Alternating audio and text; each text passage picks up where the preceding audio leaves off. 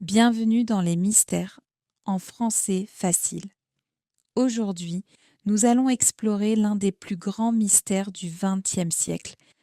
9 randonneurs, partis en expédition dans les montagnes russes et qui ne sont jamais revenus. Voici l'énigmatique affaire du col Dyatlov. Chapitre 1. Une aventure ordinaire. En janvier 1959, 10 jeunes randonneurs expérimentés, la plupart étudiants de l'Institut polytechnique de l'Oural, montent une expédition à ski dans les montagnes Oural. Leur chef, Igor Dyatlov, un leader calme, organisé et respecté. Leur objectif, atteindre le mont Otorten. Un parcours difficile, mais rien d'impossible pour eux. Ils prennent des photos, écrivent dans leurs journaux. Ils rient, ils chantent, tout semble bien aller, mais quelque chose va mal tourner. Chapitre 2. Le silence inquiétant. Le 12 février, les randonneurs devaient envoyer un télégramme pour dire qu'ils étaient de rentrée. Mais aucun message n'est arrivé. D'abord, personne ne s'inquiète. Un retard en montagne, c'est fréquent, mais après plusieurs jours, toujours rien. Les familles lancent l'alerte. Des équipes de secours sont envoyées, étudiants, soldats, hélicoptères. Ce qu'ils découvrent est terrifiant. Chapitre 3. La tente abandonnée. Ils trouvent la tente sur la pente de la montagne Kholat Syakhl, qui signifie montagne des morts en langue mansi. La tente est déchirée de l'intérieur. Des bottes, des habits, de la nourriture. Tout est resté à l'intérieur. Pourquoi fuir dans le froid glacial, sans chaussures ni manteau? Des empreintes dans la neige montrent que les randonneurs ont marché calmement vers la forêt. Certains pieds nus, d'autres en chaussettes. Les premières victimes sont retrouvées sous un arbre. Chapitre 4. Les premiers corps. 2 hommes gisent près d'un feu éteint, en sous-vêtements, sans protection. On pense qu'ils ont essayé de survivre.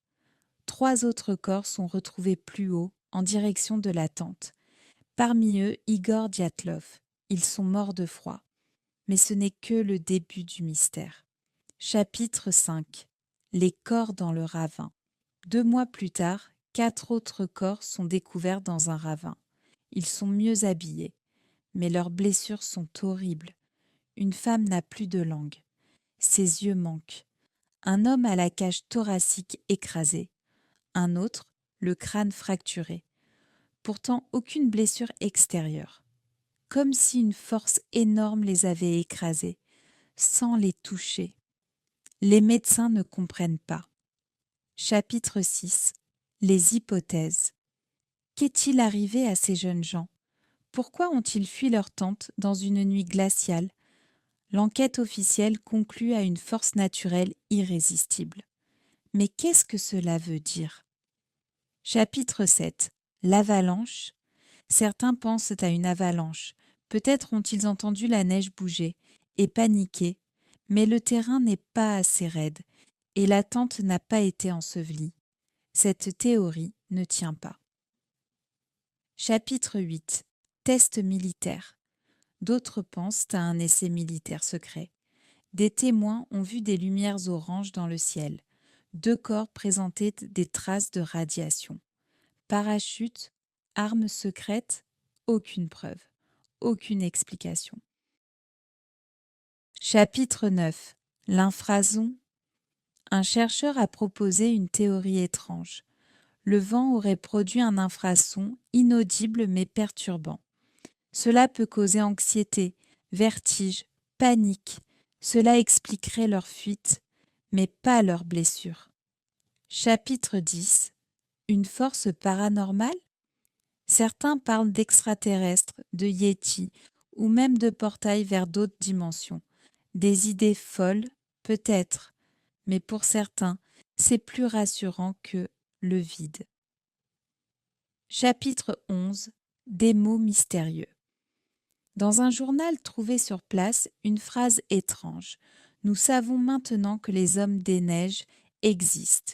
Une blague ou un indice. Chapitre 12. Enquête moderne. En 2020, les autorités russes rouvrent l'affaire. Conclusion. Une avalanche. Encore. Mais les familles et les experts ne sont pas convaincus. Trop de questions, pas de réponses. Et vous, qu'en pensez-vous? 9 randonneurs. Une nuit glaciale. Un mystère toujours vivant. S'agit-il d'un accident? D'une dissimulation? Ou de quelque chose d'inexpliqué? Merci d'avoir écouté Les mystères en français facile. Si cette histoire vous a plu, abonnez-vous, partagez-la et dites-nous que s'est-il passé au col Dyatlov. À très bientôt. Et n'oubliez pas, restez curieux et restez prudents.